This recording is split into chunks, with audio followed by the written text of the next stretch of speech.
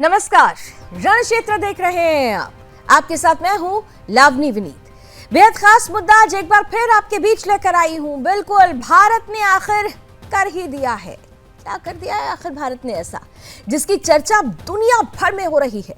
क्योंकि भारत, जो नया भारत है, वो केवल जवाब नहीं देता है, वो इतिहास भी रचता है। वो अपनी नीतियों से दुनिया को बता देता है कि हम जिस दृढ़ संकल्प के साथ अपना लक्ष्य और उद्देश्य तय करते हैं, तैयार करते हैं, उसी दृढ़ संकल्प के साथ इतिहास रचने का मादा भी रखते हैं। दुनिया भर की बड़ी सी बड़ी इकोनॉमी को पीछे छोड़ते हुए भारत आज दुनिया की चौथी अर्थव्यवस्था बन चुका है। केवल अमेरिका, चीन, जर्मनी को अगर छोड़ दिया जाए तो भारत दुनिया में जिस तरह से उभरती हुई ताकत बन रहा है, वो दिन दूर नहीं जब वैश्विक नेतृत्व में भी भारत अग्रणी होगा।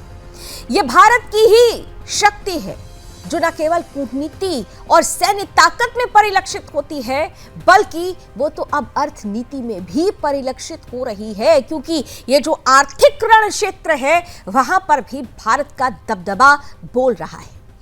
नीति आयोग की बैठक के बाद दुनिया के सामने जो बातें रखी गई, वो अपने आप में अचंभित करने वाली थी। क्योंकि दुनिया भर में केस स्टडी बन चुका है भारत की। जिस रफ्तार से भारत की अर्थव्यवस्था आगे चल रही है, जिस रफ्तार से भारत विकास के पथ पर प्रगतिशील है, वो रफ्तार दुनिया के अच्छे से अच्छे देशों ने नहीं पकड़ी, लेकिन भारत ने वो रफ्तार पकड़ ली है। IMF और वर्ल्ड बैंक जैसी संस्थाएं भी ये कह रही हैं कि सतत और निरंतर अगर प्रगति की बात की जाए तो सबसे तेज बढ़ने वाली अर्थव्यवस्था में भारत आगे निकल चुका है। और अगर भारत की यही रफ्तार है तो यकीन मानिए वो दिन दूर नहीं जब भारत अग्रणी होगा, पहले पायदान पर होगा। हालांकि अभी से ही एक्सपर्ट्स ये मान रहे हैं कि 2026 तक भारत तीसरे नंबर पर आ जाएगा, जर्मनी पीछे छूट जाएगा। ये जो 5 ट्रिलियन इकोनॉमी की हमने अपने आप में प्रतिबद्धता, उसे पूरा करने की जो प्रतिबद्धता दिखाई है, उसका प्रतिबिंब अब धीरे धीरे नजर आने लगा है। जिस तरीके से भारत ने ऑपरेशन सिंदूर दुनिया के सामने रखा और कह दिया कि ये हमारे लिए न्यू नॉर्मल है, तो ऑपरेशन सिंदूर की जो गर्जना थी वो अभी दुनिया के कानों में गूंज ही रही है कि अब आर्थिक रणनीति की ये गर्जना भी दुनिया को भारत के पीछे दौड़ने पर मजबूर कर देगी। क्योंकि भारत अब दौड़ में जिस तरह से आगे बढ़ रहा है, लोग ये कह रहे हैं कि दुनिया भर के देशों को, चाहे जापान हो, इटली हो, फ्रांस हो, कनाडा हो, रूस हो, इन तमाम देशों को अब अपने कदमों को तेज करना होगा। क्योंकि भारत की रफ्तार तो बहुत तेज हो चुकी है। और इन सब के बीच भारत जब एक तरफ सैन्य ताकत, कूटनीतिक और अर्थनीति के साथ आगे बढ़ता जा रहा है, वहीं दूसरी तरफ पाकिस्तान है जिसकी नीति में सिर्फ अब गिड़गिड़ाहट ही है, जिसकी नीति सिर्फ फॉल्स नैरेटिव सेट करने की है, जिसकी नीति आज भी कटोरा लेकर जगह जगह अपने आप को भिखारी प्रदर्शित करने की है। लेकिन हम बहुत आगे निकल चुके हैं। हम वो हो चुके हैं जो न केवल इतिहास रचते हैं, बल्कि दुनिया के आगे नैरेटिव सेट करने का भी मादा रखते हैं। और यही है हमारी नीति। नेतृत्व क्षमता की तारीफ हर जगह हो रही है। मोदी कार्यकाल में जिस तरीके से दृढ़ संकल्प के साथ, दृढ़ता के साथ, विश्वास के साथ आगे बढ़त बनाते हुए हमने चौथी अर्थव्यवस्था का मकाम हासिल किया है, ये दरअसल हमारे 140 करोड़ देशवासियों की तपस्या और हमारी राष्ट्र नीति का ही असर है। और आज इसी राष्ट्र नीति पर, इसी तपस्या पर, इसी रोचक करने वाली तस्वीर पर खुलकर बात करेंगे। आखिर इसके पीछे का आधार क्या है और आगे और क्या क्या होने वाला है, इन सब पहलुओं पर बात करने के लिए हमारे साथ कुछ ही देर में आज के अतिथि भी जुड़ जाएंगे। उनसे आपका परिचय कराऊंगी, लेकिन उससे पहले आइए आपको दिखाते हैं वो टीजर रिपोर्ट जो आपको बताएगी कि आखिर भारत ने ऐसे कैसे कर दिया। $5 ट्रिलियन इकोनॉमी, इसका सपना संजोया है। 130 करोड़ देशवासी अगर छोटी छोटी चीजों को लेकर चल पड़े तो $5 ट्रिलियन इकोनॉमी कईयों को मुश्किल लगता है, वो गलत नहीं हो सकते, लेकिन अगर मुश्किल काम नहीं करेंगे तो देश आगे कैसे बढ़ेगा। हिंदुस्तान के ऑपरेशन सिंदूर की गर्जना अभी दुनिया के कानों में गूंज रही है और अब भारत ने आर्थिक रणभूमि पर भी एक नया इतिहास रच दिया है। आज भारत ने जापान, ब्रिटेन, फ्रांस, इटली और कनाडा जैसे दुनिया के बड़े बड़े विकसित देशों को पीछे छोड़ते हुए खुद को चौथी सबसे बड़ी वैश्विक अर्थव्यवस्था के रूप में स्थापित कर दिया है। ये कोई साधारण आंकड़ा नहीं है, बल्कि ये 140 करोड़ भारतीयों की तपस्या, नीतियों की सटीकता और नेतृत्व की दृढ़ता का प्रमाण है। We are the fourth largest economy as I speak. We are a $4 trillion economy as I speak. And this is not my data, this is IMF data. India today is larger than Japan. So it's only the United States, China and Germany which are larger. And if we stick to, what is being planned, what is being thought through, it's a matter of another 2.5 to 3 years, we would become the third largest economy. IMF के आंकड़े अब खुद गवाही दे रहे हैं। भारत ने वैश्विक अर्थव्यवस्था की धुरी हिला दी है।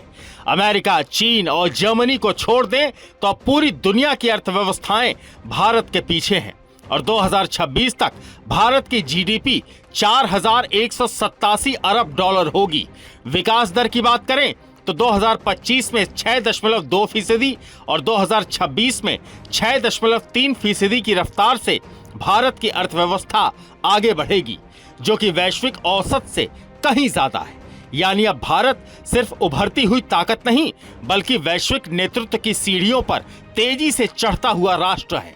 जिस दूरअंदेशी के साथ पिछले 10-11 वर्षों से एक योजनाबद्ध तरीके के साथ भारत एक विकास यात्रा पर निकला है, ये उसी का परिणाम है। हम आज याद कीजिएगा, हम फ्रेजाइल 5 कहा जाता था और दुनिया भर में इस बात को लेकर के एक व्यंग किया जाता था कि India is among fragile 5।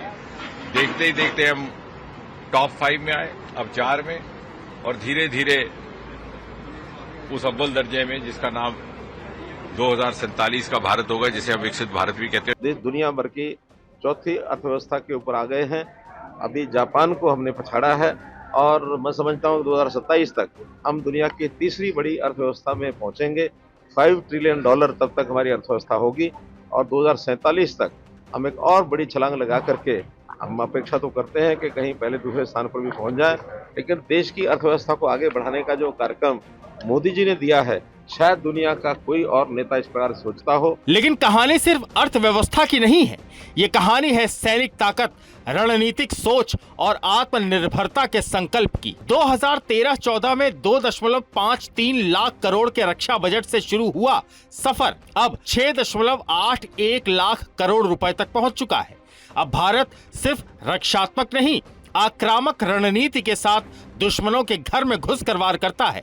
Make in India की बदौलत भारत आज न केवल अपने लिए हथियार बना रहा है, बल्कि दुनिया को भी सुरक्षा बेच रहा है। और ऑपरेशन सिंदूर इसका जीता जागता प्रमाण है, जहां एक्शन भी भारत का था और नैरेटिव पर कंट्रोल भी भारत के हाथ में है। यह है नया भारत, जो न सिर्फ जवाब देता है, बल्कि दुश्मनों को चुप भी कर देता है। ऑपरेशन सिंदूर के दौरान हमारी सेनाओं ने जो पराक्रम दिखाया है, उसने हर हिंदुस्तानी का सिर ऊंचा कर दिया है। जिस प्रिसीजन के साथ, जिस सटीकता के साथ हमारी सेनाओं ने सीमा पार के आतंकवादी ठिकानों को ध्वस्त किया, वो अद्भुत है। ऑपरेशन सिंदूर ने दुनिया भर में आतंक के खिलाफ लड़ाई को नया विश्वास और उत्साह दिया है।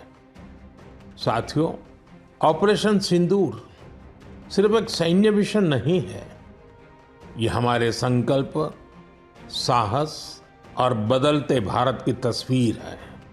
दूसरी तरफ पाकिस्तान बौखलाया हुआ है। नकलची शहबाज शरीफ भी भारत की तरह दुनिया में घूमने की तैयारी कर रहा है। जी हां, पाकिस्तानी प्रधानमंत्री शहबाज शरीफ आज से तुर्की, ईरान, अजरबैजान और तजाकिस्तान के देशों के दौरे पर जाएंगे, जहां वो भारत के साथ हुए तनाव को लेकर पाकिस्तान का पक्ष रखेंगे। लेकिन उन्हें शायद समझ नहीं आया कि अब पूरी दुनिया आतंक के खिलाफ भारत के साथ खड़ी है।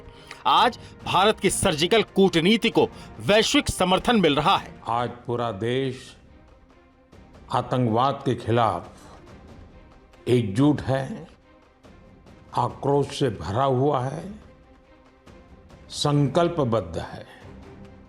आज हर भारतीय का यही संकल्प है, हमें आतंकवाद को खत्म करना ही है।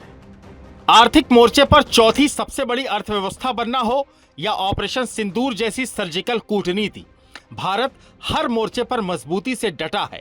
आत्मनिर्भरता, सामरिक शक्ति और वैश्विक नेतृत्व की ओर तेजी से बढ़ते इस नए भारत की गूंज अब पूरी दुनिया में सुनाई दे रही है। आज हर हिंदुस्तानी के सीने में गर्व है, आंखों में एक ही सपना है, विकसित राष्ट्र नहीं, विश्व गुरु Bharat. Bureau report, Sudarshan news. तो चाहे सैन्य नीति हो, कूटनीति हो या फिर अर्थनीति हो, भारत ने हर मोर्चे पर परचम लहराया है और आईएमएफ जिस तरह से आंकड़ों पर मुहर लगा रहा है वो भारत की उभरती हुई शक्ति का परिचायक है।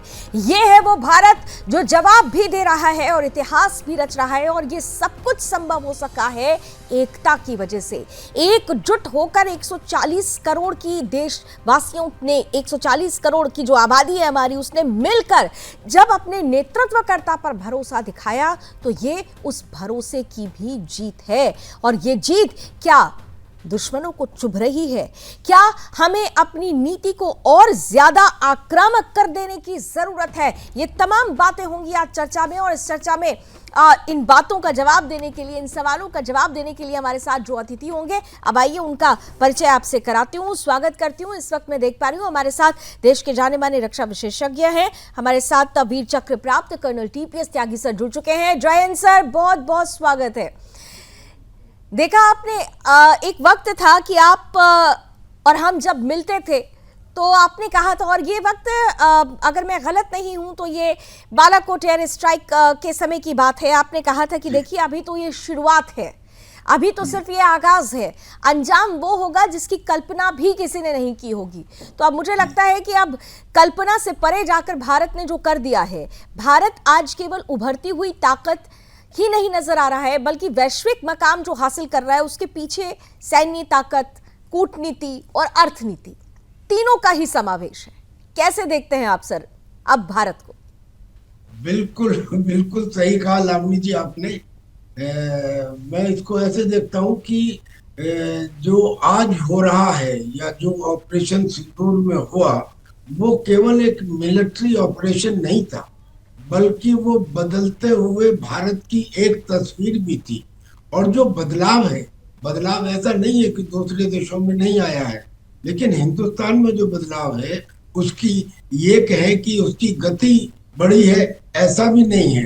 दरअसल में वेलोसिटी की जो रेट ऑफ चेंज है, उसे कहते हैं rate of change of velocity is called acceleration. तो जो एक्सीलरेशन हुआ है वो अभूतपूर्व हुआ है, वरना इतने कम समय में भारत चौथी दुनिया की बड़ी इकोनॉमी नहीं बन सकता था। बना है, इसका मतलब ये है कि पूरे भारतवर्ष ने, जैसे आपने कहा, 140 करोड़ लोगों ने मिलके काम किया है।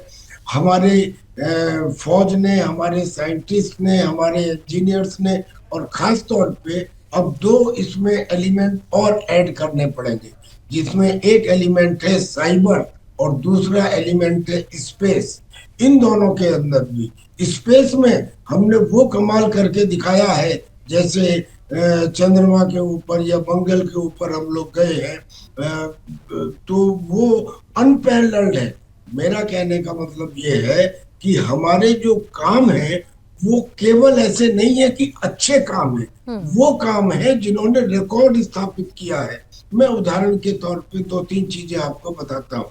पहले तो ऑपरेशन सिंदूर को ले लीजिए।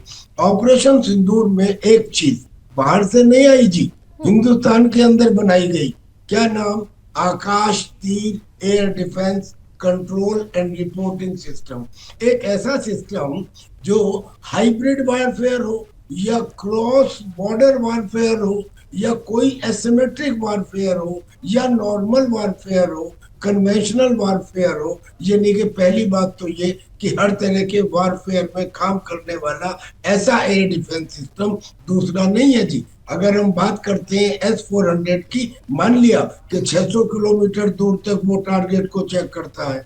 अगर हम बात करते हैं पेट्रोल डिफेंस की, तो मान लिया कि वो 100 किलोमीटर दूर तक टारगेट को पकड़ता है। अगर हम थार्ड की बात करें जो अमेरिका का है, वो भी 200 किलोमीटर दूर तक पकड़ लेता है। लेकिन इन तीनों के अलावा मैं जिस सिस्टम की बात कर रहा हूँ, आकाश तीर सिस्टम, वो इससे भी दूर रेंज का कम से कम तुरंत आकलन करता है और तेज देखता ही नहीं है, तेज गति से निर्णय भी लेता है। और खाली निर्णय नहीं लेता, उस निर्णय को एक इंटीग्रेटेड एयर डिफेंस सिस्टम, ये जो मैंने वर्ड कहा इंटीग्रेटेड डिफेंस सिस्टम, यानी कि इसमें इंडियन आर्मी, नेवी, एयरफोर्स तीनों के डिफेंस सिस्टम इंक्लूडेड है।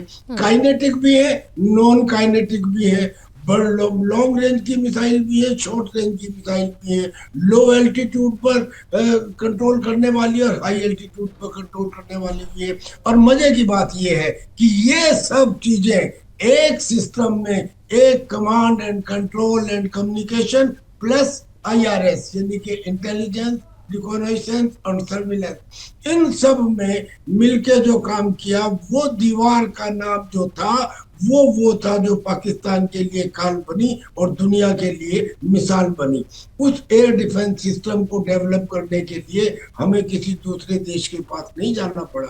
ये आत्मनिर्भर भारत की बात थी ऑपरेशन सिंदूर में। अब अगर हम आते हैं, और इसी में मैं आप ही की बात में ही जोड़ रही हूँ, और मैं देख पा रही हूँ कि दो और खास अतिथि हमारे साथ जुड़ चुके हैं। देश के जाने माने इकोनॉमिस्ट हैं आकाश जिंदल साहब, बहुत बहुत स्वागत है। और साथ ही साथ मैं देख रही हूँ जाने माने विदेश मामलों के जानकार हैं और कई बार इस चर्चा का हिस्सा रह चुके हैं संजीव श्रीवास्तव जी, नमस्कार, स्वागत है आपका भी बहुत बहुत। मैं 20 सेकेंड और जरा देना चाहती हूँ कर्नल सर को, क्योंकि बहुत इंपॉर्टेंट बात सर कर रहे हैं कि हम सुरक्षा नीति की जब हम बात करते हैं, हालांकि आज देखिए तीनों ही नीतियों पर बात करने के लिए देश के ये जो वेटरन्स है बैठे हुए हैं, सैन्य नीति, कूटनीति और अर्थनीति, तीनों को ही आज हम समझने वाले हैं। लेकिन क्योंकि चर्चा सैन्य नीति से शुरू हुई है सर, और आपने सही कहा कि अब तो हम इस ऐसी श्रेणी में आ चुके हैं कि अब हम सुरक्षा दे रहे हैं लोगों को, सुरक्षा बेच रहे हैं। बेचने वर्ड मैं इसलिए ले रही हूं क्योंकि एक वक्त था कि हमें खरीदना पड़ता था अपनी सुरक्षा को, लेकिन अब हम दुनिया की सुरक्षा के लिए चीजों को प्रोवाइड कराने के लिए हम उस श्रेणी में आ चुके हैं, और ये बहुत इंपॉर्टेंट है हमारे लिए। टीपीएस सर, अब मैं दो बात बताता हूँ। एक जमाना था जब हमारे पार्लियामेंट में हमारे डिफेंस मिनिस्टर ये कहते थे कि हम बॉर्डर एरियाज में सड़कें, पुल, एयरफील्ड इसलिए नहीं बना रहे कि अगर हमने बना दिया तो चाइना जब घुसेगा हिंदुस्तान में तो वो इनका इस्तेमाल कर लेगा। ये किस किस्म की पॉलिसी थी, कैसा सोच था। आज वो सब काम तो हुआ ही जो हम बाहर से हमेशा सारे इक्विपमेंट खरीदते थे, आज हमने वो बनाने तो शुरू किए ही, मगर जो नई डायमेंशन ऐड की गई वो ये की गई कि हमने ऐसे हथियार बनाए कि आज दुनिया के बहुत सारे देश लाइन लगा के उन्हें खरीदने के लिए खड़े हैं। नाम तो कई है पर मैं एक ही का जिक्र करता हूँ, ब्रह्मोस मिसाइल। ब्रह्मोस मिसाइल वो मिसाइल, बहुत सारी मिसाइल से जो लो एल्टीट्यूड के ऊपर चलती है, स्कीमिंग करती हुई चलती है, समुंदर के पानी की सतह के नजदीक चलती हैं, रडार के पकड़ में नहीं आती, मगर उस एक्सेप्शनल कैपेबिलिटी में नंबर 1 पे जो आई वो आई ब्रह्मोस मिसाइल। बहुत सारी क्रूज मिसाइल हैं जो तेज चलती हैं, मगर दुनिया में सबसे ज्यादा तेज चलने वाली मिसाइल ब्रह्मोस मिसाइल। अब ये देखिए कि जो फीचर्स हैं सब में, रेंज होता है, स्पीड होती है, सब कुछ होता है, लीथल पावर होती है, एक्यूरेसी होती है, लेकिन वो फीचर जो दुनिया में उसे अलग लाइन पे लाके खड़ा करते, इसे कहते हैं रिकॉर्ड बनाना। अच्छा तो है ही है, लेकिन रिकॉर्ड बनाना, हमारे ऐसे हथियार बन रहे हैं जिनके रिकॉर्ड आज दुनिया के सामने आ रहे हैं, और आज दुनिया के देश हमारे हथियारों को खरीदने के लिए लाइन लगा के खड़े हुए हैं। अब मैं किस किस के नाम लूं, आकाश मिसाइल हो या इसमें पिनाका लॉन्चर हो, दुनिया के देश अब हमारी जो सैन्य ताकत है, हमारी जो मिसाइल्स हैं, उन पर दरअसल भरोसा कर रहे हैं। ये विश्वास हमने जीत लिया है, और ये विश्वास का ही नतीजा है आकाश जी कि आज हम दुनिया की चौथी सबसे बड़ी अर्थव्यवस्था बन गए हैं। हालांकि अगर परचेजिंग पावर पैरिटी के अकॉर्डिंगली देखें तो हम ऑलरेडी तीसरे नंबर पर हैं। अभी हम कह रहे हैं ना कि 2026 तक हम जर्मनी को छोड़ देंगे, लेकिन ट्रिपल पी के अकॉर्डिंग तो हम अभी भी तीसरे पर हैं। लेकिन ये जो पूरी परिस्थिति बनी, इसके पीछे सबसे बड़ा आधार आप क्या मानते हैं? क्या नीति, क्या मेक इन इंडिया की परफॉर्मेंस, और सबसे बड़ी बात जिसकी मैं बार बार चर्चा करती हूं, क्रेडिट और क्रेडेंशियल्स, क्या भारत के साथ ये सारे बिंदु जुड़ गए और आज वो हो गया जो कभी सोचा नहीं गया था? लावनी जी, बहुत सही शुरुआत की है आपने। आप देशभक्त तो ही हैं और देशभक्ति पूर्ण चैनल के साथ जुड़ी हुई हैं। और सबसे बड़ी बात, उस जमाने से मैं आपके साथ शो कर रहा हूं जब हिंदुस्तान की इकोनॉमी के बारे में दुनिया भर में स्केप्टिसिज्म हुआ करती थी, दुनिया भर में सवाल खड़े करते थे। तो उस जर्नी में आप मेरे साथ रही हैं जब हिंदुस्तान ने इतनी तरक्की की है। आपने कई पॉइंट्स लिए, बहुत अच्छे पॉइंट्स आपने उठाए। सबसे पहली बात, हिंदुस्तान की आज जीडीपी ग्रोथ की, और आपकी तो नॉलेज बहुत एक्स्ट्रा है Navni ji, you are a person who possesses lot of economic knowledge. आज की तारीख में देखें, जीडीपी ग्रोथ में तो हम फोर्थ बिगेस्ट बने हैं, उसके अलावा भी और रिकॉर्ड्स बनाए हैं हमने। सबसे पहले जीएसटी कलेक्शन 2.37 लाख करोड़। जावेद जी, उस दिन भी मैं आपके साथ था जब जीएसटी लॉन्च हुआ था 2017 को। याद है आपको क्या क्या बातें हो रही थी, कितनी स्केप्टिसिज्म थी कि कामयाब हो पाएगा कि नहीं हो पाएगा, तरह तरह की बातें हो रही थी। आज 2.37 लाख करोड़ की कलेक्शन है। इसका मतलब क्या है? सबसे पहले तो इसका मतलब यह है कि हिंदुस्तान खुशहाल होता जा रहा है। लावनी जी, इतनी जीएसटी कलेक्शन क्यों हो रही है? इसलिए हो रही है कि लोग परिवारों के साथ शॉपिंग करने जा रहे हैं, मॉल्स में जा रहे हैं, रेस्टोरेंट में जा रहे हैं, घूमने जा रहे हैं। वो कब जाएंगे? जब लोगों की जेब में पैसा होगा। The point which I want to drive home is, मेरी ऑर्गेनाइजेशन आकाश का मानना है कि मात्र नंबर्स की बात नहीं, लोगों की जेब में पैसा बढ़ा है, लोगों के परिवारों में खुशहाली बढ़ी है और लोगों ने अपने छोटे छोटे शौक पूरे करने शुरू कर दिए। जीएसटी कलेक्शन ये बताती है। साथ ही साथ हाई जीएसटी कलेक्शन का मतलब क्या है कि आज इंफ्रास्ट्रक्चर के लिए देश के पास पैसा है, आज हमारे पास एक्सप्रेसवेज के लिए पैसा है, आज रेल ट्रैक्स के लिए पैसा है, पोर्ट्स के लिए पैसा है, स्कूल कॉलेज हॉस्पिटल्स के लिए पैसा है। तो ये एडवांटेज हमें मिला है मोदी सरकार की जीएसटी का। उसके बाद चलते हैं इनकम टैक्स। इनकम टैक्स दर्शकों को बता दूं, 16 मार्च 2025 16% की इनकम टैक्स कलेक्शन में ग्रोथ है। अब इनकम टैक्स दर्शकों लोग कब ज्यादा देंगे? इनकम टैक्स तभी ज्यादा देंगे जब इनकम ज्यादा होगी। तो ये बता रहा है कि हिंदुस्तान के आम आदमी की कमाई बढ़ रही है। अब आ जाते हैं जीडीपी ग्रोथ पे। जीडीपी ग्रोथ दर्शकों को बता दूं, 9.2% का डेटा है 2023-24 का रिवाइज जीडीपी ग्रोथ का डेटा जो दुनिया के सामने आया है। अमेरिका, चाइना, जर्मनी, जापान उस समय हमसे ज्यादा बड़ी इकोनॉमी थी, चारों की जीडीपी ग्रोथ हिंदुस्तान से कहीं कहीं ज्यादा कम है। और 2024-25 में भी यही कहानी आ रही है। अब मोदी सरकार की बहुत अच्छी पॉलिसीज रही हैं जिन्होंने हमें यहां तक पहुंचाया। स्टार्टअप्स ने जो धूम मचाई है, मेरी ऑर्गेनाइजेशन आकाश का मानना है, जब अमेरिकन चैनल्स पे, यूरोपियन चैनल्स पे मैं शो करता हूं तो स्टार्टअप्स की धूम सामने आती है। बहुत से स्टार्टअप्स तो हमारे यूनिकॉर्न बन चुके हैं। फिर मोदी सरकार ने कैसे काम किया है, लास्ट माइल पर्सन तक एडवांटेज कैसे दी है। मुद्रा लोन 50,000 2 लाख रुपए का लोन, कोलेट्रल फ्री, छोटे छोटे गांव, छोटे छोटे कस्बों में जो लोग कुछ गिरवी नहीं रख सकते थे उनको लोन दिए गए हैं, उनको सशक्त किया गया है। अपनी यूनिट, चाहे वो गोलगप्पे की रेडी थी, चाहे छोटी सी फैक्ट्री थी जो घर के कमरे में लगाई गई है, वो लोग कभी जो एम्प्लॉयमेंट सीकर थे, नौकरी ढूंढ रहे थे, आज लावनी जी वो 2 और भाइयों और बहनों को नौकरी दे रहे हैं। ये है हिंदुस्तान की ग्रोथ। और मुझे याद है कि जब ये जब परिस्थिति शुरू हुई थी, मैं आप ही की बात को आगे बढ़ाऊंगी। मुझे याद है कि जब इस तरीके का डिसीजन लिया गया था तो बहुत सारे ऐसे विरोधी थे, उन्होंने बहुत मजाक उड़ाया था कि अच्छा क्या आप पकौड़े तल के अब अपनी अर्थव्यवस्था को दुरुस्त करेंगे। असंगठित जो क्षेत्र के लोग थे उनके बारे में कोई सोच ही नहीं रहा था। सीधे तौर पर अगर देखें तो मुझे लगता है कि जो एक वैक्यूम था संगठित और असंगठित क्षेत्र के बीच में, वो वैक्यूम फिल हो गया मुझे लगता है, और शायद उसी का प्रतिफल आज हम देख पा रहे हैं। आकाश जी, बिल्कुल आपने सही कहा। उस समय याद है मुझे, आपके साथ जब शो कर रहा था बात ये आई थी, किसी ने कहा था कि गोलगप्पे की रेडी, मैंने कहा था कि गोलगप्पे की रेडी एक बहुत बड़ा कारोबार है। गोलगप्पे की रेडी के साथ 4 लोग डायरेक्टली जुड़ते हैं। एक व्यक्ति गोलगप्पे बनाता है, एक कैश का हिसाब रखता है, एक आलू और वो चीजें करता है, एक गोलगप्पे में पानी डाल के देता है। तो 4 लोगों को एम्प्लॉयमेंट मिलती है और कम से कम 15 लोग और हैं जो उस गोलगप्पे की रेडी को रॉ मटेरियल सप्लाई करते हैं। तो गोलगप्पे की रेडी चलाने वाला एक एंटरप्रेन्योर है, एक एंटरप्रेन्योर है। और आज ये बात दुनिया के सामने एस्टेब्लिश होती है। एक विदेशी कंपनी 7 समुद्र पार से आती है, यहाँ बर्गर बनाती है और एक बहुत बड़ा व्यवसाय रच लेती है। हम उस विदेशी कंपनी की भी इज्जत करते हैं। एक और विदेशी कंपनी आती है, सॉफ्ट ड्रिंक बेचती है। तो मेरा गोलगप्पा बनाने वाली कंपनी, मेरी कचौरी बनाने वाली कंपनी, मेरी समोसे बनाने वाली कंपनी क्यों ना बड़ा ब्रांड बने। तो वो हिंदुस्तान की जो स्ट्रेंथ की आइडेंटिफिकेशन है वो नरेंद्र मोदी सरकार ने की है। और आज देखिए हिंदुस्तान इसीलिए बढ़ता जा रहा है। और सबसे बड़ी बात लावनी जी, याद होगा आपको जब रशिया यूक्रेन वॉर चल रही थी उस समय क्या हालात थे, ग्लोबल स्लो डाउन चल रहा था। हिंदुस्तान ने मोदी सरकार के अंडर क्या फैसला लिया गया, रशिया से हमने क्रूड इंपोर्ट किया डिस्काउंटेड रेट पे, और वो भी पे किया उनको रूपी टर्म पे। ये है आपदा में अवसर।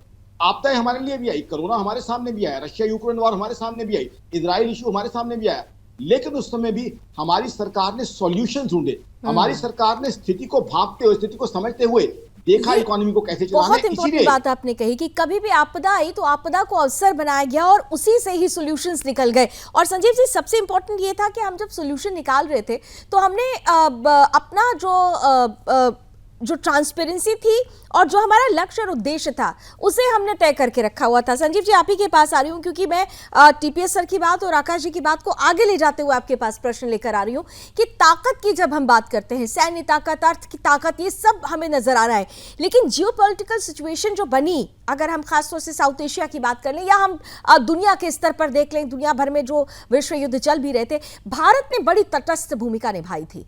भारत ने इंडिया फर्स्ट की पॉलिसी हमेशा से बीते, अगर हम इन 10-12 सालों की बात करें तो इंडिया फर्स्ट की पॉलिसी अपना ली और उसी का एक नतीजा हमने देखा कि विदेश नीति में भी आक्रामकता आई। इस जियोपॉलिटिकल सिचुएशन में भी जो भारत की कूटनीति का सिक्का है वो दुनिया के सामने बोलता हुआ नजर आया है और उसी का नतीजा है कि आज अगर हमारे डेलीगेशंस जा रहे हैं बाहर और हम पाकिस्तान को बेनकाब करने की बात कर रहे हैं तो दुनिया भर के देश हमारे साथ आकर खड़े हो जा रहे हैं। हम ट्रंप को भी मैसेज दे दे रहे हैं। फिर से अगर जो आज खबर आई कि जब मुख्यमंत्रियों के साथ प्रधानमंत्री की बैठक हो रही थी तो उन्होंने स्पष्ट कर दिया किसी का मीडिएशन नहीं है, ये सिर्फ 2 कंट्रीज का मामला था, हमने अपनी शर्त पे हमने सीज फायर किया है और वो भी हम अभी पॉज बटन पर हैं, प्ले तो हम कभी भी कर सकते हैं अगर वो नहीं माने तो इस तरीके की जो नीतियां हैं वो भारत को एकदम अलग पायदान पर ले जाकर खड़ा करती हैं। मानते हैं आप? देखिए लावनी जी, आपने बहुत ही अच्छा सवाल किया है, बहुत ही महत्वपूर्ण पॉइंट्स आपने स्वयं रखे हैं और मैं इसमें स्पष्ट रूप से ये देखता हूं कि आज का ये जो नया भारत है प्राइम मिनिस्टर श्री नरेंद्र मोदी के नेतृत्व का और 2014 के बाद से जो विदेश नीति में जो बड़े परिवर्तन आए हैं उसका परिणाम आप देख रहे हैं कि भारत की जो छवि है, भारत का जो एक ग्लोबल जो प्रेजेंस है, जो इन्फ्लुएंस है, वो लगातार सशक्त और मजबूत हो रहा है। और आज भारत में जो एक कभी गुटनिरपेक्षता के समय में जो एक हम तटस्थ रहा करते थे, जाहिर है कि आज भी हम किसी पक्ष का साथ नहीं लेते हैं, लेकिन हम आज अनेक जो वैश्विक जो घटनाओं में और वैश्विक डेवलपमेंट्स में चुनौतियों को जूझने के संदर्भ में भी अपना प्रोएक्टिव एंगेजमेंट करके रखते हैं। आज का ये जो नया भारत है वो विश्व के साथ प्रोएक्टिव तरीके से और गहरे तरीके से एंगेज करता है और आज का जो नया भारत है वो घटनाओं को पेरीफेरी पर बैठ करके सिर्फ देखने में विश्वास नहीं रखता, बल्कि उसमें अपना प्रोएक्टिव कंट्रीब्यूशन करते हुए उसको शेप करने में अपनी भूमिका निभाता है। और जैसा कि लावनी जी आपके दर्शक इस बात को जानते होंगे कि हमारे पहले के समय में पहले जो पिछली सरकारें हुआ करती थी एक लुक ईस्ट पॉलिसी हुआ करती थी, लेकिन आज की जो हमारी पॉलिसी है वो एक्ट ईस्ट पॉलिसी। हम सिर्फ देखने में और घटनाओं को ऑब्जर्व करने में विश्वास नहीं रखते, बल्कि उसमें एक्ट करके अपना कंट्रीब्यूशन करते हैं। और जैसा कि आपने स्वयं जो डिस्कशन किया और आपने अपनी बात को अपने प्रारंभिक वक्तव्य में रखा था कि आज का जो नया भारत है वो पूरे विश्व में एक नेट सिक्योरिटी प्रोवाइडर के तौर पर भी जाना जाता है। और हम जो अनेक रक्षा के जो उपकरण हैं, जैसा कि त्यागी साहब ने बताया कि हम स्वयं से बना रहे हैं, बहुत ही वर्ल्ड क्लास के एडवांस्ड वेपन सिस्टम्स हम बना रहे हैं। ऑपरेशन सिंदूर में उन सिस्टम्स ने अपनी महारत भी साबित की है, लेकिन उन वेपन सिस्टम्स को हम अपने मित्र राष्ट्रों को भी दे रहे हैं, चाहे वो ब्रह्मोस मिसाइल्स हो, चाहे वो Pinaka multi barrel rocket launching systems हो, चाहे वो तेजस फाइटर जेट्स हो या अन्य जो भी वेपन सिस्टम्स हम डेवलप कर रहे हैं, DRDO के द्वारा डेवलप किया जा रहा है, हमारे डिजाइन ब्यूरोज के द्वारा डेवलप किया जा रहा है, उसको हम जो है मित्र राष्ट्रों को भी प्रोवाइड करा रहे हैं और make in India and make for the world के विजन के साथ कार्य कर रहे हैं। रक्षा के क्षेत्र में आत्मनिर्भरता का तो हमारा लक्ष्य है ही, लेकिन साथ ही साथ हम मेक फॉर द वर्ल्ड के विजन के साथ कार्य करते हुए एक नेट सिक्योरिटी प्रोवाइडर की भूमिका निभा रहे हैं और उसमें हमें आर्थिक लाभ भी हो रहा है। डिफेंस बजट हमारा अब 23,000 करोड़ रुपए से भी ज्यादा का पहुंच चुका है। इसको हमें 50,000 करोड़ तक ले जाने का लक्ष्य है आने वाले 2030 तक। तो ये जो आज का जो नया भारत है, जाहिर है कि विश्व में घटनाओं को शेप करता है और उसमें हम एक अपनी स्ट्रेटेजिक ऑटोनॉमी को लगातार मेंटेन करते हैं। जो आपने कहा कि हम तटस्थता को बनाए रखते हैं, तो उसमें हम अपनी स्ट्रेटेजिक ऑटोनॉमी यानी कि अपने निर्णय हम स्वयं लेते हैं। किसी अमेरिका के दबाव में नहीं आकर के निर्णय लेते हैं, या किसी रशिया या किसी यूरोप के दबाव में आकर के निर्णय नहीं लेते। इसीलिए तो हम इसे नया भारत कह रहे हैं, इसीलिए तो ये नया भारत है और ये बहुत कुछ निर्भर करता है। लेकिन कर्नल साहब, एक बहुत इंपॉर्टेंट बात है, आज से 10 साल पहले जब इस तरीके की परिस्थितियां बनी हुई थी और सरकार नई आई थी 2014 में, तब भी ये बात हो रही थी कि आगे बदलेगा क्या। तो उस वक्त ये चर्चा होती थी कि बदलाव तभी संभव है जब आपका विजन क्लियर होगा। और हमने ये देखा कि आज देश जिन हाथों में है, जो मुखिया है हमारे प्रधानमंत्री, उनका विजन बहुत क्लियर था शुरू से। लक्ष्य और उद्देश्य जो तय उन्होंने किया हुआ था, और वो कभी ये नहीं कहते थे कि ये लक्ष्य 5 साल का है, क्योंकि अमूमन पार्टियां ही सोचती हैं कि 5 साल के बाद शायद सरकार बदल जाए। लेकिन जब हम लक्ष्य बड़ा रखते हैं, उसको समय सीमा उसकी बड़ी रखते हैं, तो अपने आप वो विश्वास भी जुड़ता जाता है। और आज जो रणनीति हमने तय करते हुए इस मुकाम को हासिल किया है, सैन्य शक्ति के लिहाज से मैं एक बहुत महत्वपूर्ण आपसे प्रश्न पूछने वाली हूं कि एक तो हमने देखा कि हमारे डिफेंस पर बजट बढ़ाया गया, डिफेंस की तरफ और रिसर्च की तरफ ज्यादा ध्यान देना शुरू कर दिया गया, और आज हम उस मकाम पर हैं कि जो हमारी रणनीतिक सोच है वो दुनिया के लिए केस स्टडी बनती जा रही है। ऑपरेशन सिंदूर पर अभी उस पर स्टडी शुरू हो चुकी है कि आखिर ये पॉसिबल कैसे हो सका। बिल्कुल सही कह रही हैं। अब केस स्टडी दुनिया के लिए बन चुका है ऑपरेशन सिंदूर, और हमारा rate of change of our progress is becoming a case study. Western countries अब एक जलन रखने लगी हैं, उनको ये डर लगता है कि अब हिंदुस्तान हमसे तो डिफेंस इक्विपमेंट खरीदेगा ही नहीं, बल्कि हमें उससे खरीदने पड़ेंगे। और इसका जो कारण रहा, इसका कारण ये रहा कि हमने लक्ष्य बड़ा चुना। हमने लक्ष्य बड़ा चुना क्योंकि हम शुरू से इस बात के ऊपर यकीन करते रहे कि छोटा लक्ष्य बड़ा अपराध। बड़ा लक्ष्य चुना, और वही लक्ष्य है कि 2047 में भारत को, भारत के जिलों को, भारत के गांव को विकसित करना है। और इसके लिए हमने कई सारे काम किए हैं। देखिए, कुछ चीजें ऐसी होती हैं जो एकदम सामने दिखाई नहीं देती, लेकिन अगर आप डॉट्स को जोड़ो तब समझ में आती हैं। पहला पॉइंट था दूसरे कंट्रीज के दबाव में ना आना। इससे पहले हिंदुस्तान को कोई भी दूसरे कंट्रीज जो थे उनका दबाव होता था और हम उनकी बात को मानते थे, लेकिन अब ऐसा नहीं हुआ। देखिए, जब रशिया और यूक्रेन का वार हुआ तो हमने रशिया से तेल खरीदा अमेरिका के विरोध के बावजूद, और अमेरिका में हिम्मत नहीं हुई कि हमारे खिलाफ कोई सैंक्शन लगा दे। हमने रशिया से S-400 वो सिस्टम खरीदा जिसकी वजह से ऑपरेशन सिंदूर को पूरी सफलता मिली। अमेरिका ने लाख कोशिश की कि उसे रोको, लेकिन धन्यवाद देना चाहिए हमें हमारे तत्कालीन डिफेंस मिनिस्टर पारीकर को कि हम अड़े रहे, हमने वो खरीदा, यानी कि हम दबाव में नहीं आए। हमने, अमेरिका ने कोशिश की कि साउथ एशिया में वो हमको जोड़ ले आपस में, और वो जो क्वेड बनाया, यानी कि ऑस्ट्रेलिया, अमेरिका, जापान और इंडिया का, हमने कह दिया साहब ये मिलिट्री अलायंस नहीं है। यानी कि हमने वहां पे अमेरिका को अपना बेस नहीं बनने दिया, जबकि पाकिस्तान अमेरिका का साउथ एशिया में एक बेस है, ऐसे ही जैसे मिडिल ईस्ट में उसका बेस इजराइल है। तो ये मैंने एक एग्जांपल इसलिए दी कि हम दूसरी कंट्रीज के दबाव में नहीं आए, स्ट्रेट पाथ अपनी ही प्रोग्रेस के ऊपर आगे बढ़ते रहे। फिर हमने ऐसे क्षेत्रों में जिनमें कोई कल्पना नहीं कर सकता था, सेमीकंडक्टर्स, अब जो सेमीकंडक्टर्स के बारे में हम इसका हब बनाना चाह रहे हैं, काम शुरू हो गया है, और जहां जहां जिससे हमको सहयोग लेना था वो लिया जा चुका है।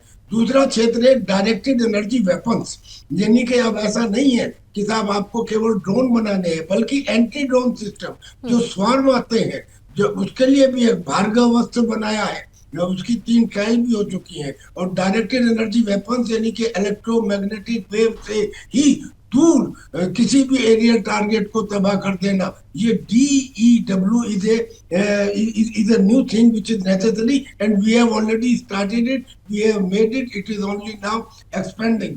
स्पेस में इसरो में लाख कोशिश कर ली, चाइना ने दिए थे ना सैटेलाइट पाकिस्तान को, लेकिन हमारे इसरो ने जो सैटेलाइट दिए 10 नेविगेशन सैटेलाइट, और अब एक ऐसा सैटेलाइट बना रहे हैं जिसमें the resolution of the object of 0.5 metre by 0.5 metre can clearly be read. यानी कि बीच में अगर एक किताब रखी है जमीन पे तो वो 50,000 फीट की ऊंचाई से आपको साफ दिखाई दे जाएगी। इस किस्म के यानी हम वो कर रहे हैं जिसकी कल्पना भी कभी नहीं की गई थी, और ये सब कुछ संभव इसलिए हो पाया है क्योंकि विजन बहुत क्लियर था। और आकाश जी कहते भी है ना कि विजन जब क्लियर हो तो फिर तस्वीर अच्छी आती है, पॉजिटिव आती है। पहले मुझे याद है कि इनफैक्ट हम लोग अपने स्कूल टाइमिंग्स में भी हम लोग पंचवर्षीय योजनाओं के बारे में पढ़ते थे, और हर बार पढ़ते थे, हर बार ये भी देखते थे कि ये पंचवर्षीय योजनाएं बन तो गई, पूरी हुई है या नहीं हुई है। विश्लेषण आकलन सिर्फ टीवी पर हो जाया करते थे, लेकिन वास्तविकता क्या होती थी इस पर कोई चर्चा नहीं होती थी। अब लेकिन जो वास्तविकता है उस पर चर्चा होती है। और सबसे महत्वपूर्ण बात यह है, जब आप अपने पॉइंट्स रख रहे थे तो उस वक्त मुझे वोकल फॉर वोकल की भी या फॉर लोकल की भी बात याद आई। और कल जैसा कि कहा गया प्रधानमंत्री की तरफ से कि राष्ट्र का विकास राज्य के विकास से संभव है, और मुझे लगता है कि राज्य और राष्ट्र का विकास गांव के विकास से संभव है। ये जो लोकल को वोकल कर दिया, ये उसका भी एक प्रतिबिंब है जो आज हम देख रहे हैं कि हमारी अर्थव्यवस्था चौथे नंबर पर है, कल को तीसरे नंबर पर भी पहुंचेगी। आकाश जी। बहुत बढ़िया लावनी जी, बहुत बढ़िया आपने बात कही। सबसे पहली बात जो आपने शुरुआत की है गांव से, बिल्कुल जो गांव के ऊपर फोकस है, गांव के इंफ्रास्ट्रक्चर के ऊपर फोकस है, गांव की ग्रोथ के ऊपर फोकस है, गांव की इकोनॉमी के ऊपर फोकस है, वही लावनी जी मेरी ऑर्गेनाइजेशन आकाश का मानना है आज हिंदुस्तान को तरक्की दे रहा है, आज हिंदुस्तान को ग्रोथ दे रहा है। पहले आपका आखिरी जो कंपोनेंट था क्वेश्चन का बड़ा ही इंटरेस्टिंग था, बड़ा प्यारा था, उसका आंसर देना चाह रहा हूं मैं, सुबह से वही आंसर दे रहा हूं। In fact that was a very brilliant question. Germany third biggest economy है, तो हम कब थर्ड बिगेस्ट इकोनॉमी बनेंगे? मेरी ऑर्गेनाइजेशन आकाश का मानना है 18 से 19 महीने में हम थर्ड बिगेस्ट इकोनॉमी बनेंगे। क्यों? क्योंकि हिंदुस्तान की जीडीपी ग्रोथ लावनी जी जैसे आप जानते हैं 9.2% है 2023-24। अब जर्मनी की जीडीपी ग्रोथ बता दूं, 2023 के एक क्वार्टर में जर्मनी की जीडीपी ग्रोथ नेगेटिव में, यहाँ माइनस में गई। आप देख लीजिए, एक तरफ माइनस जीडीपी ग्रोथ है, एक तरफ 9.2%। जर्मनी ने क्या किया है? आप बात कर रही थी वोकल फॉर लोकल, आत्मनिर्भर भारत, यही मंत्र जो प्राइम मिनिस्टर साहब ने दिया है, अगर जर्मनी में किसी ने समझा दिया होता तो चीजें बदली हुई होती। जर्मनी ने क्या किया? सारा का सारा एनर्जी का फोकस रखा रशिया की गैस के ऊपर। अब रशिया यूक्रेन वॉर स्टार्ट हुई तो रशिया से गैस जानी बंद हो गई, कम हो गई, तो जर्मनी की हालत खराब हो गई। ये हालत थी, सेंट्रल हीटिंग के बिना वहां घर नहीं होते, लोग लकड़ियां इकट्ठी कर रहे थे। सेंट्रल हीटिंग अगर रुक गई, गैस ना आई, तो लकड़ियों से घर को गर्म कर लेंगे, एनर्जी ले लेंगे, और उसके रेंटल वहां बढ़ गए। फिर जर्मनी ने क्या कोशिश की कि बाहर से एनर्जी मंगाई जाए, ट्रकर से, टेम्पो से। अब ट्रकर और टेम्पो जो है पाइपलाइन का काम तो कर नहीं सकते, तो जर्मनी जैसी इकोनॉमी, वो हालत ये है कि बहुत जल्दी हमसे पीछे रह जाएगी, और थर्ड बिगेस्ट इकोनॉमी का ताज हमारे सर पे वो बन गया है, तैयार है, बस सिर्फ पहनने की बात है। 20 से 21 महीने में हम पहुंच जाएंगे वहां पे। जर्मनी में आज है क्या? वो बड़ी गाड़ियां बनाता है, गाड़ियां बनाने में ठीक है टेक्नोलॉजी है उनकी, उनका आदर करते हैं, सम्मान करते हैं, लेकिन आज की तारीख में फ्यूल कैपेबिलिटी है, फ्यूल वायबिलिटी है, उसमें कोरियन और जापानीज गाड़ियां उनसे आगे है। तो जर्मनी को बहुत जल्दी हम ओवरटेक कर लेंगे। एक और बात लावनी जी, बड़ी इंटरेस्टिंग, बड़ा मन कर रहा है आज ये बात करने को। आज मैं पाकिस्तानियों की शक्ल देखना चाहूंगा, कुछ पाकिस्तानियों की और कुछ पाकिस्तानियों की शक्ल में देखना चाहूंगा, जल भुन के वो शक्ल कैसी होगी। बात हो रही थी ऑपरेशन सिंदूर के समय, कई ग्लोबल चैनल्स पे था, तो बात की जा रही थी कि जिंदल साहब, now the Indian economy want to also be damage, Indian economy का अब क्या हाल होगा? आपने तो सारा पैसा उधर लगा दिया, सारे एफर्ट्स उधर लगा दिए, शांति की जगह आप लोग तो आतंकवादियों पे अटैक करने जा रहे हो। उसके बाद ऑपरेशन सिंदूर के बाद का ये डेटा है कि फोर्थ लार्जेस्ट इकोनॉमी हम बने हैं। तो ये दिखाता है हिंदुस्तान की स्ट्रेंथ, और उसी में हमारे पड़ोसी और नीचे गिरते जा रहे हैं। लावनी जी 10 सेकंड और चाहूंगा, बड़ी इंटरेस्टिंग बात। अभी हमारे पड़ोसियों को मैंने 7-7 फुट ऊपर उछलते हुए देखा। अजी अजी बहुत कुछ हो गया, बहुत कुछ हो, क्या हो गया? IMF के लोन की एक इंस्टॉलमेंट मिल गई भिखारियों और कंगलों के मुल्क को, पाकिस्तान को, उससे उछल रहे थे।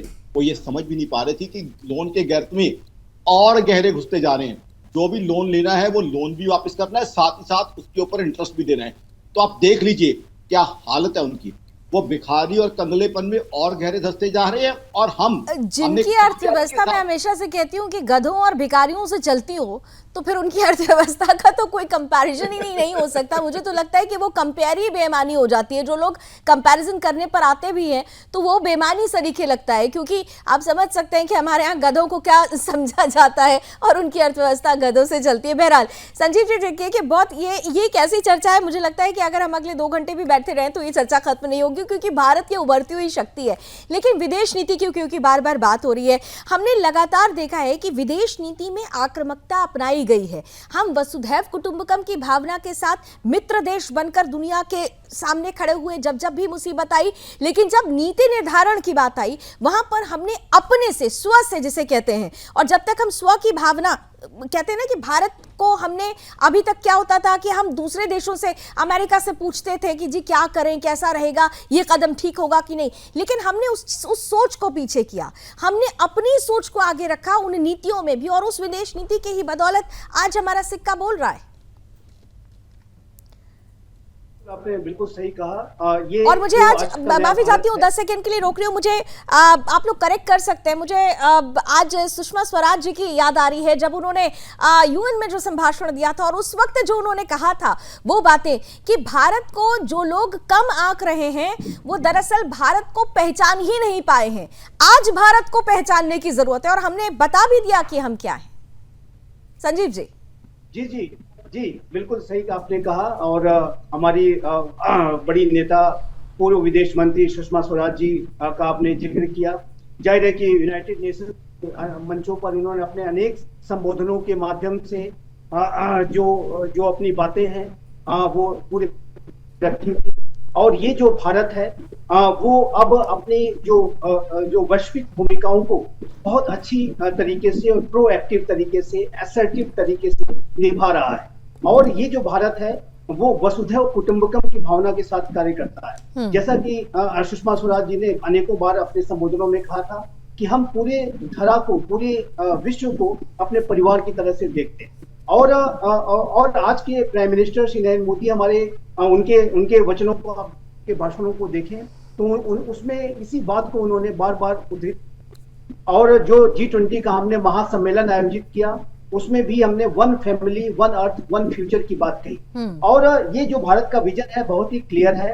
और भारत आज जितने भी वैश्विक मुद्दे हैं, चाहे वो इंडो पैसिफिक रीजन या अन्य जगहों पर एक लोकतांत्रिक नियम आधारित व्यवस्था को मजबूत बनाने की बात हो, आतंकवाद की चुनौती हो, वातावरण परिवर्तन का संकट हो, ग्लोबल कॉमन्स को सुरक्षित रखने के विषय हो, सभी जगह भारत ने अपनी जो वैश्विक भूमिका है, जो अपना वैश्विक नेतृत्व है उसको निभाया है, उसको पूरा किया है। और लगातार वैश्विक भूमिका है आने वाले समय वो में भारत जो ने आप भूमिका देखेंगे वो भारत ने दिखाया हुआ है। और देखिए इस वक्त एक तस्वीर भी आ रही है क्योंकि जो डेलीगेशंस बाहर पहुंच रहे हैं और पाकिस्तान को बेनकाब कर रहे हैं, सीधी तस्वीरें आने लगी हैं। देखिए ये होती है नीति। और जब हमारा डेलीगेशन पहुंच रहा है अन्य देशों में, अलग अलग देशों में, और जो बातें हम कह रहे हैं उस पर हम जो रिएक्शंस आ रहे हैं, अगर आप वर्ल्ड प्रोस्पेक्ट में देखें तो जो रिएक्शंस आ रहे हैं वो भारत के उठाए गए कदम के समर्थन में आ रहे हैं। कोई भी ऐसा मुल्क, कोई भी ऐसा देश नहीं बचा है जिससे ये ना कहा हो कि नहीं भारत ने जो किया वो बिल्कुल ठीक किया है, क्योंकि आतंकवाद केवल भारत के लिए नहीं है, ये वैश्विक मुसीबत बन चुका है। और अगर वैश्विक परिप्रेक्ष्य में शांति चाहिए तो फिर आतंकवादियों से और आतंक को पालने पोसने वाले देश से मिलकर लड़ना होगा। Thank you so much gentleman, समय इतना ही मुझे अनुमति दे रहा है। मैंने पहले भी कहा था कि ये तो चर्चा ऐसी है कि अगर 2 घंटे भी हम चर्चा कर लें तो ये चर्चा खत्म नहीं होगी, क्योंकि ये भारत के विकास की चर्चा है, भारत की वो विकास गाथा जिसने रफ्तार पकड़ ली है, वो भारत जो नए तरीके से सोचता है, जो सिर्फ जवाब देना जानता है, जो इतिहास रचना जानता है, जो बहुत कुछ विजन्स जो है वो क्लियर कर चुका है और दुनिया के सामने वसुधैव कुटुंबकम की भावना के साथ आगे बढ़ रहा है। ये वो भारत है जो चीन की तरह विस्तारवादी नीति में विश्वास नहीं करता, ये अपनत्व में विश्वास करता है। और इसी का ये नतीजा है कि भारत आज चौथी सबसे बड़ी शक्ति बनकर उभर चुका है। वो दिन दूर नहीं जब हम विश्व गुरु होंगे। इसी उम्मीद के साथ रण क्षेत्र में अभी बस इतना ही। देश और दुनिया की तमाम खबरों के लिए आप जुड़े रहिए सुदर्शन न्यूज के साथ। जय हिंद।